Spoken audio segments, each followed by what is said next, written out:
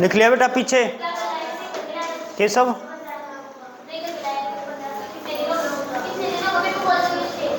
अब देखो कल्पित मान विधि भी समझ लेते हैं, फिर बाकी के क्वेश्चन तो आप कर लोगे ना, अभी कर लोगे।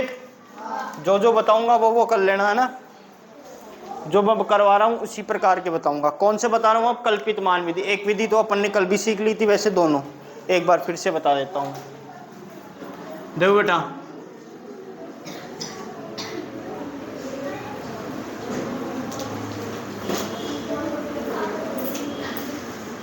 कल्पित मान विधि, इसमें सबसे पहले इसका फॉर्मूला देख लो। फॉर्मूला होता है इसका a plus sigma F D बटे में सिग्मा एफ। ठीक है बेटा। अब देखो यहाँ पे a क्या होता है, d क्या होता है, ये मेन बात है। तो बेटा देखो मैं पहले लिखवा रहा हूँ, फॉर्मूला लिख लेना आप एक बार। जो a होता है ना a, ये कहाँ से आता है?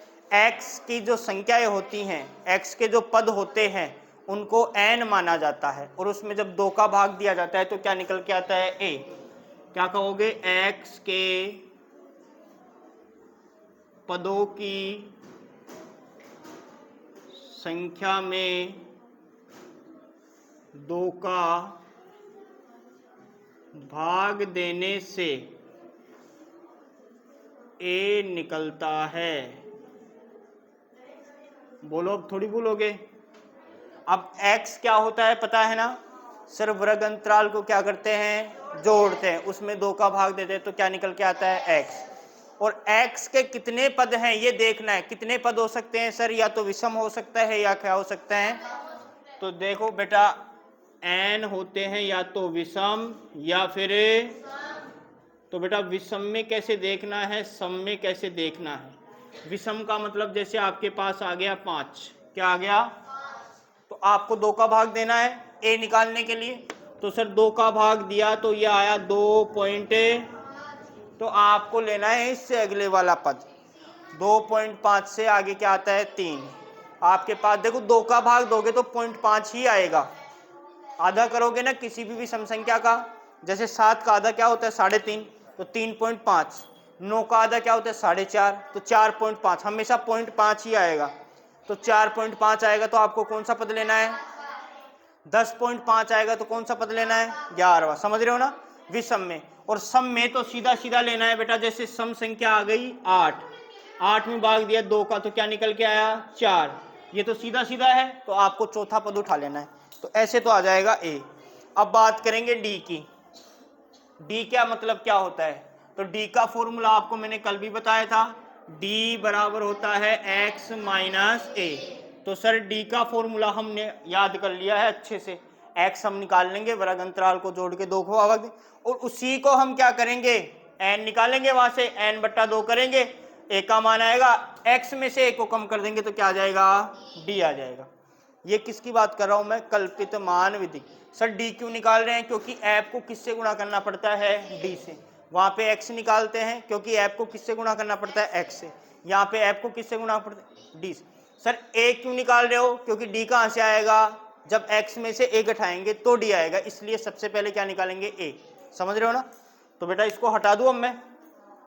अब क्वेश्चन चलते हैं आगे वाला। देखो क्वेश्चन नंबर है 14.1 और 13.1, पुरानी किताबों में है 14.1, नई में है 13.1। क्वेश्चन नंबर है इसका 4। अब देखो बेटा, कोई अस्पताल है, एक डॉक्टर द्वारा कितने हैं 30 महिलाओं की जांच की गई, और उनके जो दिल का स्पंदन है, हार्ट बीट है, उसकी प्रति मिनट संख्या नोट करके नीचे दर्शाए अनुसार संक्षिप्त रूप में लिखी गई है एक उपयुक्त विधि। इसने क्या बोला है? उपयुक्त, जो आपको अच्छी लगे ना वो। उपयुक्त का मतलब जो आपको अच्छी लगे, जिससे आप हल करना चाहो, प्रत्यक्ष से कर लो या फिर कल्पित से कर लो। अभी 2 ही विधि सिखाई है, तो दोनों में से कोई भी आप। मैंने कहा वर्ग अंतराल आपको ज्यादा दिखे तो x का मान भी ज्यादा आएगा, तो वहां पे आप लगाओगे कल्पित मान विधि। ठीक है ना? वो उपयुक्त रहती है। इन महिलाओं के जो हार्ट बीट है उसकी प्रति मिनट माध्य संख्या ज्ञात। हमें क्या निकालना है? माध्य निकालना है। तो सर देखो एक तो दे रखी है हृदय स्पंदन की प्रति मिनट संख्या, इस खाने को हम बोलेंगे वर्ग, तो मैं सीधा सीधा लिख लेता हूं वर्ग अंतराल। सर वर्ग अंतराल क्या क्या दिया हुआ है? 65 से और फिर 68 से, आगे बोला बेटा 71 से और फिर 74 से 77 और फिर 77 से 80 और 80 से 83 और 83 से 86। बोलो यही है। अब इसके बाद में महिलाओं की संख्या जिसको हम क्या बोलते हैं? एफ, बारंबारता, तो इसको मैं लिख लेता हूं एफ। ठीक है, बताओ क्या है बेटा? 2 4 3, 2 है, फिर 4 है, फिर 3 है, फिर 8 है, फिर 7 है, फिर क्या है और फिर 2। ठीक है, अब देखो हमें अगर प्रत्यक्ष विधि लगानी है तो x और फिर fx, दो ही चीजें। हमें कौन सी विधि सीखनी है अब? कल्पित मान। तो हम सबसे पहले तो x निकालेंगे। सर x क्यों निकालोगे? क्योंकि a निकालते हैं तो d निकालते हैं तो x में से किसको माइनस करते हैं? a को। तो अच्छा, x में से ही हमें a मिलता है, इसलिए x दोनों में निकालना है। x निकालते हैं। x कैसे निकालते हैं?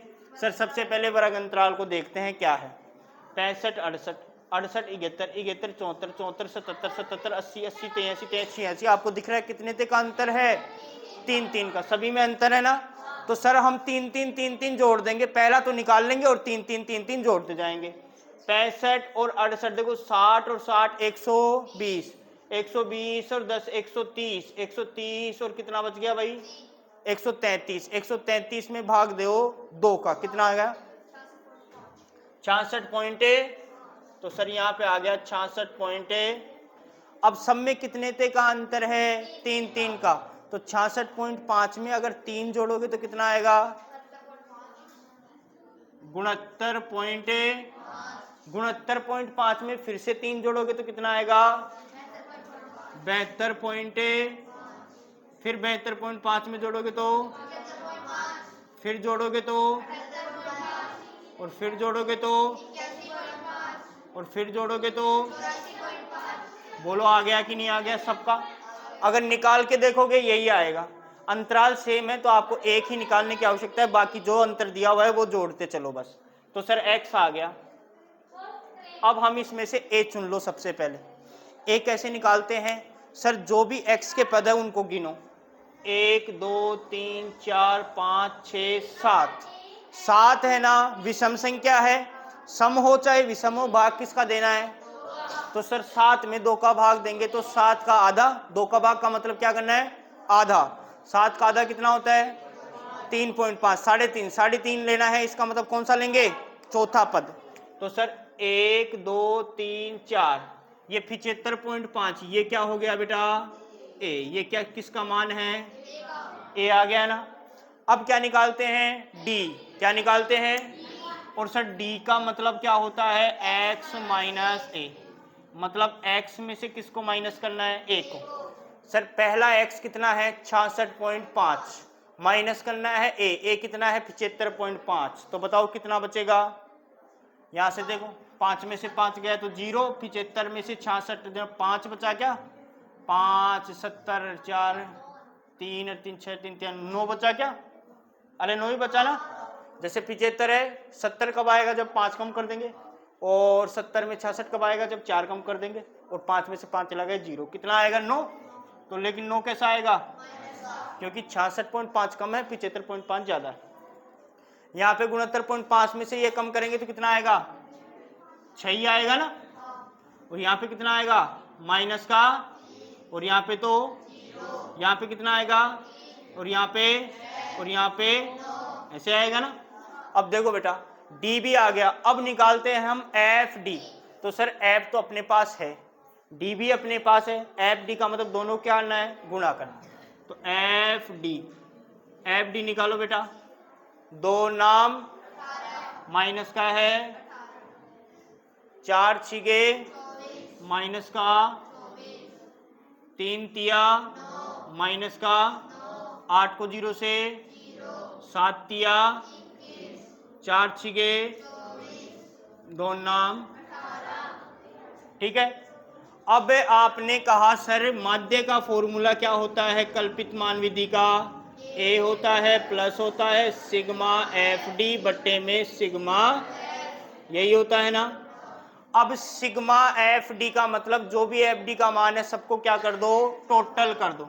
सर टोटल करें कितना आएगा? टोटल करेंगे तो कितना आएगा? अरे दिख नहीं रहा है, 12 कैसे आएगा? देखो देखो सर 18 से तो 18 कैंसिल हो जाएगा, 24 से 24 कैंसिल हो जाएगा क्योंकि प्लस का माइनस का, यहाँ पे बचेगा 21, यहाँ पे बचेगा माइनस का 9। बताओ कितना आएगा? 12 आया। तो सर सिग्मा एफ डी बराबर आ गया 12। जोड़ना आता है ना?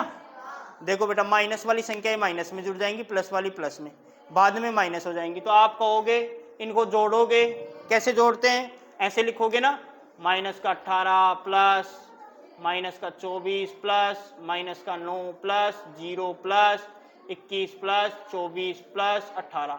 आप कहोगे प्लस का 18 माइनस का 18 माइनस 24 प्लस 24, यहाँ से माइनस का 9 यहाँ से 21, तो 21 माइनस 9 बराबर है। ऐसे ही तो करोगे। तो अपन ने सीधा कर दिया बस, है ना। आता है ना प्लस माइनस। तो अब देखो बेटा एक चाहिए हमें सिग्मा एफ। सिग्मा एफ हमें पता है कितना है, 30। क्वेश्चन ने कहा है कि 30 है। महिलाओं की संख्या कितनी है? 30। क्वेश्चन ने खुद ने कहा है ना। और सर हमें क्वेश्चन का पता नहीं तो क्या करेंगे, एफ को जोड़ लो, इसको जोड़ोगे तो भी कितना आएगा? 30। तो सर सिग्मा एफ बराबर कितना है? 30। ए का हमें पता है कितना है, 75 पॉइंट। अब क्या करना है? कुछ नहीं करना, मान रखना है।